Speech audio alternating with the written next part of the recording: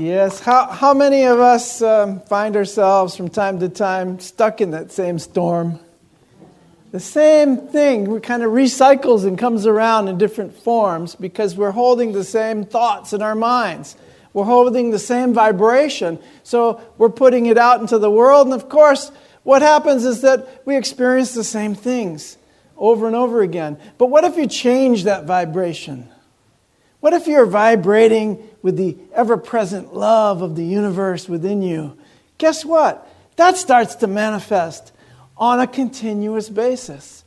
And you realize that rainbow, that beautiful experience that you've always longed for was always right here. It's right here, present within me and around me at all times. It's not that everything's going to be all right. Everything is all right. Everything's perfect in divine order and flowing with grace and ease. And now it's your turn to flow with it. It's your turn to start swimming in that ocean of perfect love. The third principle of unity, it states that we create our own experience. Pretty basic. So that's where we're going to start today. Can we all agree that you are in charge of your experience? You determine your experience. Whatever it is, you're determining it. You are determining how you experience life because you determine how you're responding to everything in your world. So you have the choice. You have the power. That should be empowering right there. That I'm creating my experiences. So the third principle says human beings create their experiences by the activity of their mind. But we've expanded that in recent years. The activity of our thoughts, our feelings, our beliefs. And what we hold as true for us. But I've often said, I like to expand it to say, it's the frequency at which we vibrate.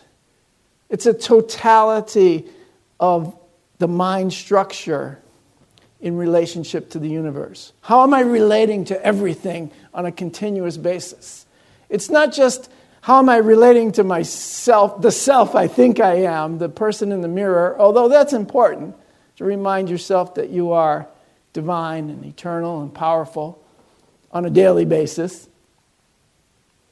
And to remind yourself that you are part of a whole. We talked about this last week, that we are part of a whole called the universe, but we separate ourselves into these little particles.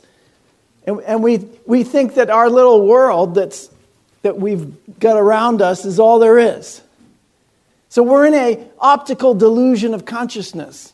And the only way to break free of that, to free ourselves, is to what? Love one another. To love everything. To love nature. And to love the beauty of nature. To be part of it. To dive back into that ocean of wonderful, beautiful spiritual energy that is contained in everything. And living on the Cape, I mean, we really do have a great opportunity to do this. To relate to nature more intimately. To relate to one another more intimately because we share a pretty small piece of land in between the body of waters here. It's wonderful that we do have this opportunity to say we are sharing this place together. It doesn't belong to you or to me. We are momentarily given a gift of this moment. And it includes all of the nature that's around us.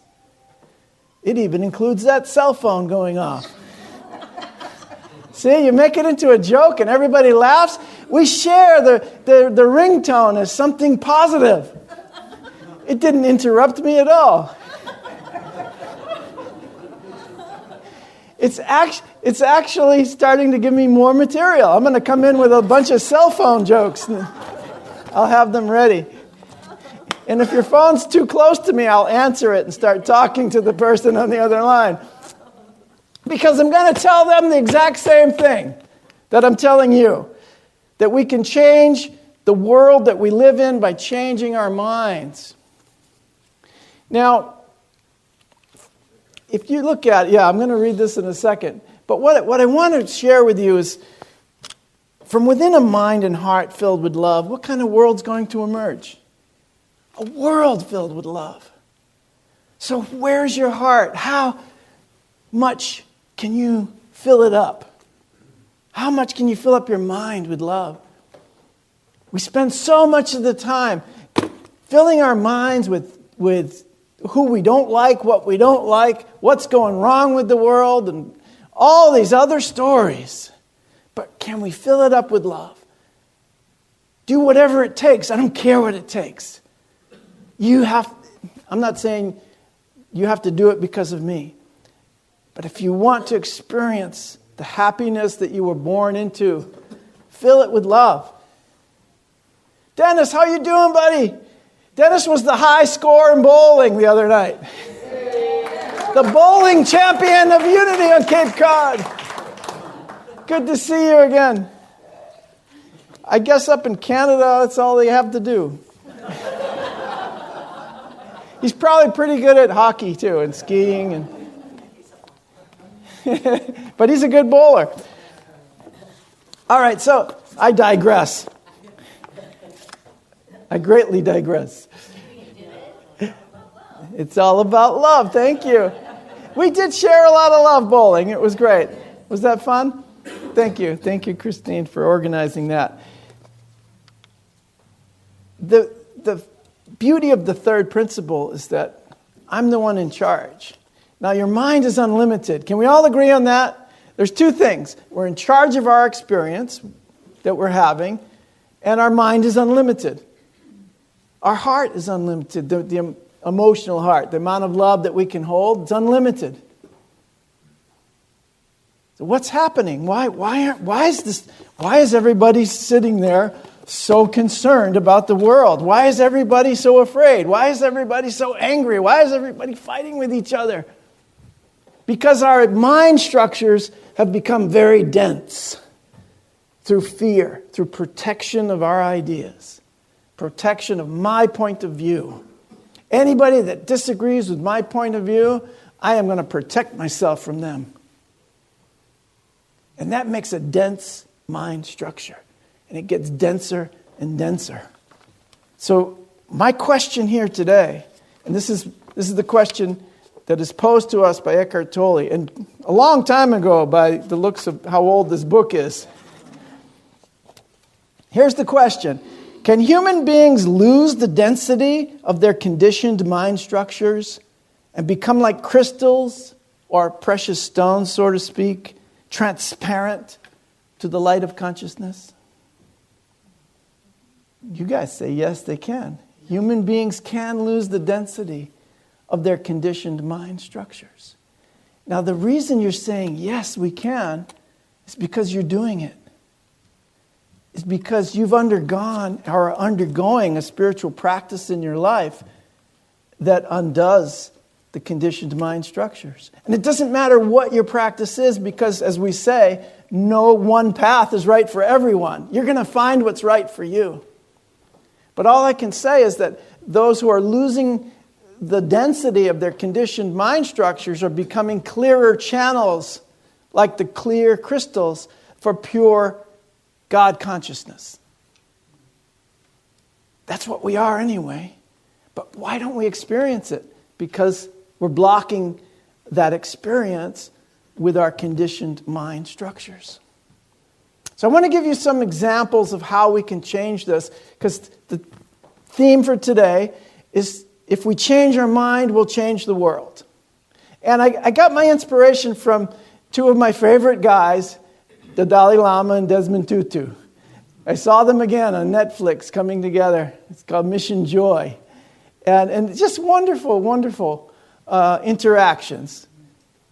You know, they're not sitting up on a pedestal saying, worship me. You know, they're being very human, and they've gone through very deep human experiences and continue to do so. Except for Desmond Tutu made his transition already. Is that right? Yeah. So his human experience is over for this time. And you never know. Could be for all time. But The thing is, they both are very good at something called cognitive reframing. And it's actually a Buddhist practice to change your mind about the way you're seeing something and allow Spirit to give you a new view, a new way to look at it. So I was watching this wonderful documentary, Dalai Lama, and they called, the Archbishop was called affectionately in that film Arch. Yeah. I love it. They call him Arch. So one of the practices that they both talked about that they actually needed to do, and it doesn't come naturally to people with very dense mind structures. If you look at these two spiritual masters, their mind structures are very fluid, they're very open. And so it was much easier for them to reframe what was happening in their life.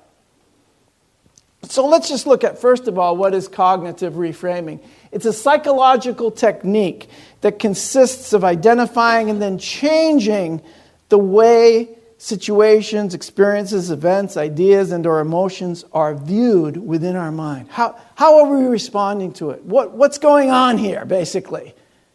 And cognitive reframing is also a process by which these situations or thoughts are challenged and then changed. In the context of cognitive therapy, cognitive reframing is actually called cognitive restructuring. You're restructuring your mind. Your brain actually is malleable.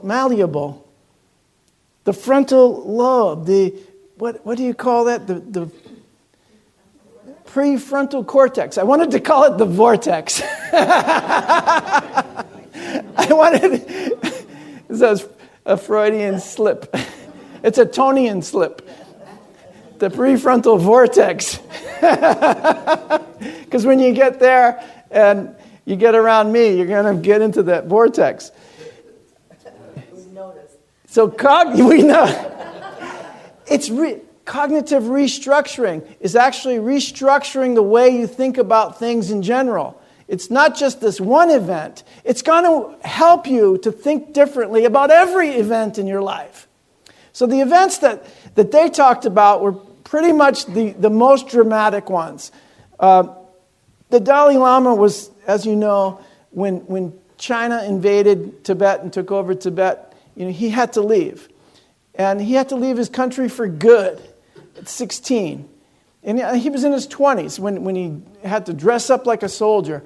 He started on the move at 16, though.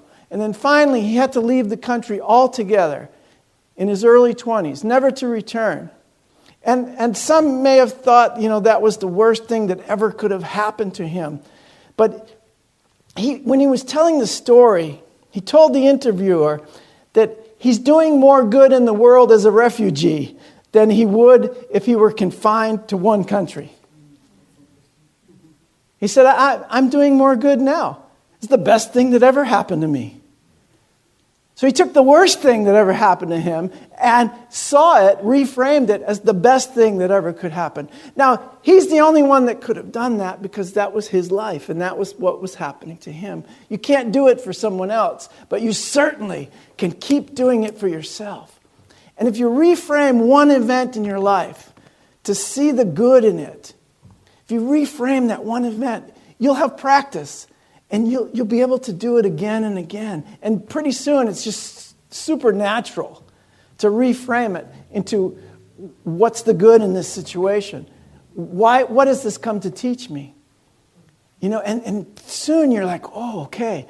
And you're getting further and further and more expanded in your way of responding to the universe. What happens then? Your vibrational pattern changes.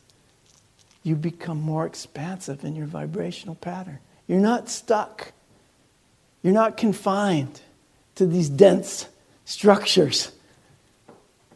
You're not confined to the dense mental patterns that you've had. Now, you may be thinking, Why doesn't everybody do this? How come the person right next to me isn't doing this? Don't worry about them. Reframe that too. Maybe I'm there as a light or a seed for that person. Instead of perceiving them as not doing it, perceive them as coming into your vortex. Your prefrontal vortex. I like that. I'm going to keep that one. So, Wayne Dyer said this. He said, if you change the way you look at things, the things you look at change. But now you can see that it's actually true. Now you can see that if you reframe it in your mind, that's how it is for you. And you can frame it any way that you choose. Now, when you start framing things to see the greater good, guess what? The greater good starts manifesting, not just for you, for everyone. Because we're all one, we're all connected. Your healing is my healing. Your enlightenment is my enlightenment. Your prosperity is my prosperity. Holy macaroni. I'm loving it. I say that to myself sometimes when I'm writing these things. Holy macaroni, Tony. That's pretty good. So he reframed that whole situation, and guess what? The world changed. Not to a prison in which he was this personality or this idol called Dalai Lama. He actually was a spiritual master traveling the world teaching people about spiritual principles. Not somebody sitting there being worshipped. And conversely as well, not somebody that could be attacked. Why? Because he's just being himself in relationship to the universe. Without all of the imprisonment of idolatry, without all of the imprisonment. Isn't it amazing how we place ourselves in these roles and we get stuck there? That's how we identify ourselves. That's who we are. And we have this long story, generally, about who we are. And it all refers to what we seem to be doing as a separate personality. So, getting rid of the dense structures of mind. What happens when you become a clear, transparent light of consciousness? You defy the gravitational pull of materialism and materiality. You rise above identification with form that keeps the ego in place and condemns a person to the imprisonment within their own personality. You transcend that separate self-identity. And you can do it. And in that, you can reframe every situation. Every single one. Even the most dramatic ones. The Archbishop talked about the transformation of Nelson Mandela in prison. Because many people said how horrible he had to spend 27 years in the worst prison in the world. One of the most dangerous and awful prisons you could think of. And he said, Nelson Mandela was not a nonviolent activist before he went to prison. He was definitely violent. He was willing to take up arms and support others and organize others in taking up arms in order to fight against the apartheid regime. Many of us would have done the same. If you're being treated that way, you want to fight back. So in the beginning, he wanted to fight back. And he spent 27 years, hard labor prison. Not a nice place to be, not a place many of us could survive. And in that prison, he became a totally different person. It reframed his way of thinking about the world. So Archbishop said that was a great thing that happened. That was the best thing that could have happened. That transformed him. You think, no, that was terrible, it's awful. And you want to say that about everything. You immediately want to go to the negative parts of everything. But what can we learn from this situation? He learned the most important lesson of humanity, and that's forgiveness. He learned that God is in everyone, even the ones who are abusing him. Oh, I don't think I can do that. If you were put in the situation where you had to do it, you would reframe it because you would have to do it. You wouldn't have a choice. And so he wasn't in a position that he had a choice. He became a totally different person. Instead of framing it as the worst experience that he could ever have, Tutu explained that it was the very thing that shaped Nelson Mandela into a non-violent leader instead of a violent leader. And eventually, he became president of South Africa. Yeah. So if it was the worst experience that ever could have happened and he was full of grievances, apartheid might still be in place. He might never have been president. He might never have fulfilled his purpose as a divine spokesman for God. He said something, he reframed the whole situation in his mind, and he restructured his life. This is important. He restructured his life accordingly. Both of these guys, Mandela and the Dalai Lama. So this is what Nelson Mandela said. This is when they let him out after 27 years. As they walked out the door toward the gate that would lead to my freedom, I knew that if I didn't leave my bitterness and hatred behind, I'd still be in prison. Those were his words, his very words, as he was released. Even though he was walking out the physical prison, if he still held that hatred in his heart, he'd still be in prison. Many of us are choosing prisons of our own making by holding our grievances.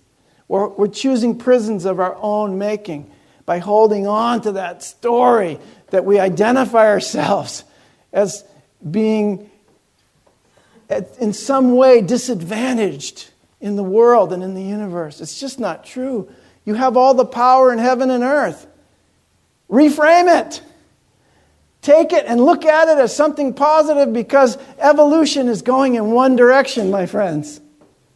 Back to the totality of love. And it's still here. But we have to evolve in that direction, or we'll keep forming dense mental patterns that will keep us in that experience. What a wonderful thing. Forgiveness. Don't be in prison, my friends. I'm opening the door today. I'm letting you out I'm opening the gate. It's just take one look back. Take one look back. Whatever you're mad about, whatever you're holding on to, whatever it is, the darkest thing you could imagine that happened in your life. Today's the day. Walk out. Leave it behind. Don't stay in that prison. You're living in a past that's over a long, long, long time ago. Let it go. It's gone. It's over. It's done. You're free. You are absolutely free. Now, I remember, I have my own little story. When I was in Wisconsin, I was part of this wonderful Course in Miracles community, and it came to a time where it was obviously over. In fact, the bulldozers were knocking down the building. The healing center was up for sale. All the other places were sold. And I was still there, living in this little apartment, painting and being a carpenter for someone else, working for someone else, doing work that I didn't really want to do anymore. And I knew I had a ministry. I had been teaching a lot in South America, the Course in Miracles, traveling around a lot. And I knew that was my calling.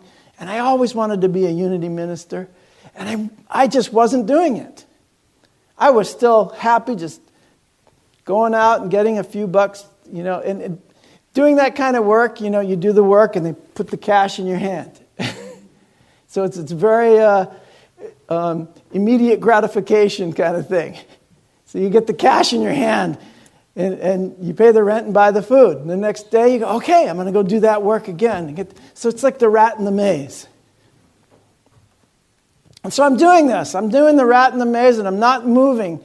And I knew we were, have the whole universe to choose. We had the whole world to choose where we want to live. And I wasn't moving in my consciousness. So one day, I think Lily might have been, she wasn't with me that day, but I was going to buy something for her birthday. I was framing this frame. We still have this beautiful painting, and we still have it in our house.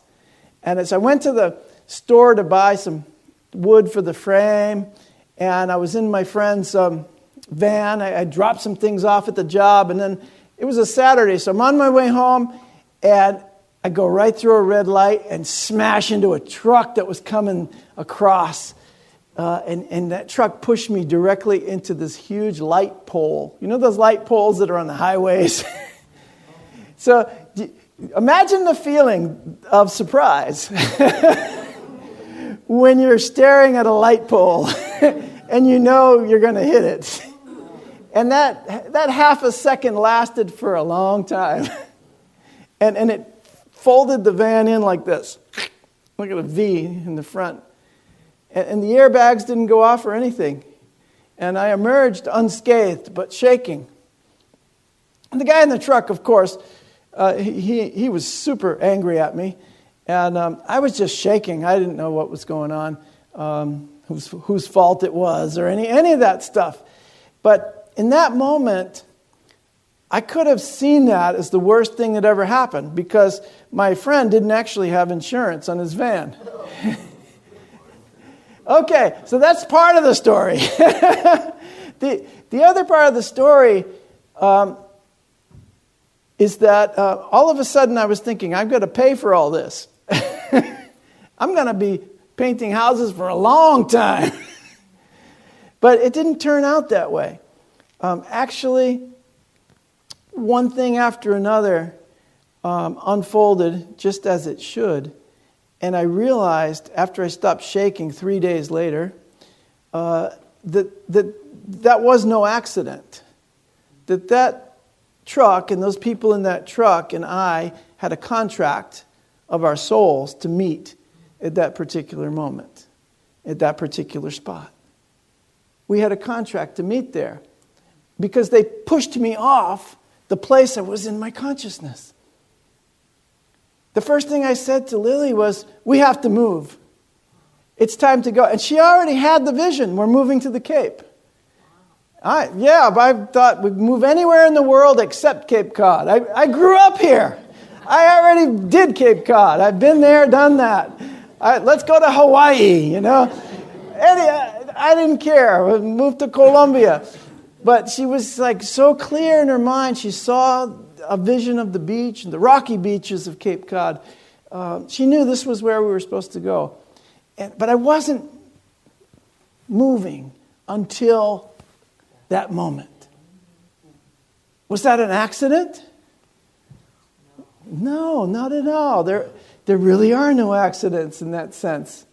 We had a soul contract that if I didn't move by that particular time, they were going to find me in that particular place. And that truck was going to hit that van. Wonderful. The best thing that ever happened to me. I didn't think so at the time. I thought, okay, we got to fix this van, and my friend is going to kill me, and all these things going through my mind. But the most important part of that story is that I was able to reframe it really quickly and to know why I was at that moment, in that place, in that so-called accident. It was the first one I ever had in my life. The only one. So I could have seen it as an accident. I could have seen it as something really terrible. I did feel guilty about it for a little while, but then I realized this is exactly what needed to happen to push me in the other direction. In fact, when the truck hit me, it was close to Highway 90, which ends up here. And he pushed me facing east. Too many signs to ignore. So, we did pack up pretty soon after that and headed back to good old Cape Cod. Yeah, I'm so glad I'm here. Thank you. I'm so grateful that you can always see whatever's happening. You can reframe it in a way that can be seen as a positive movement towards your highest good. There's no need to stay stuck where you are. There's no need to stay in a prison of your own mind. There's no need to stay in the same old mind structures. You got to be fearless. You have to be fearless in letting go of the past, embracing a future designed by Spirit, not planned by the ego. That takes a little courage, doesn't it? It's like in that song, in the Rainbow song somewhere, was it Rainbow? I can't remember. We sang so many good songs already. Part of it is not knowing. No, it's in Water. It's not letting go of the need to know where you're going. Letting go of the need to know how it's going to turn out, what it's going to look like. Letting go of all of that, knowing it's all good all the time. Because I'm reframing it in my mind. I'm seeing that there is only one power and one presence active in the universe and in my life. And so I can easily reframe it as, what is Spirit teaching me here? And follow that path. I don't need to know where it's going to end up, because I know Spirit is guiding me there. I know what's going to be an experience. It's going to be more love, going to be more healing, it's going to be more light, it's going to be more togetherness, it's going to be more community, it's going to be more celebrating love, it's going to be more transforming lives. I know that. I don't have to know the details. I've got a mission. You have a mission. And that's what we know is going to happen. We don't have to know the details. In fact, trying to figure out all the details is what solidified our mind structures and made them dense. So you guys, I love you with all my heart. I can tell you one thing for sure. When I changed my mind, the world did change. I had to be fearless in letting go of the past. I had to embrace a future designed by Spirit, not planned by my ego. Embrace that future. Embrace that now. Spirit is designing your life for you. Let Spirit design your life. Not the ego, because that's always out of fear. Whenever you feel yourself doing something, say, am I doing this out of fear? Ask yourself that question. And if you say, yeah, don't do it. Stop and follow Spirit. Do it out of joy, not out of fear. When you change your mind, not only will your world change completely, the whole world will change. I love you. Keep changing the world, guys.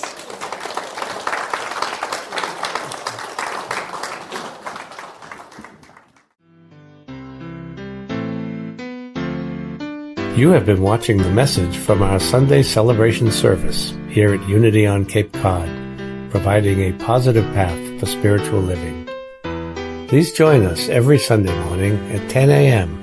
at 147 Walton Ave, Hyannis, Mass., and visit us online at unityoncapecod.org. This video was made possible in part through a grant from Unity Worldwide Ministries and the Templeton Foundation.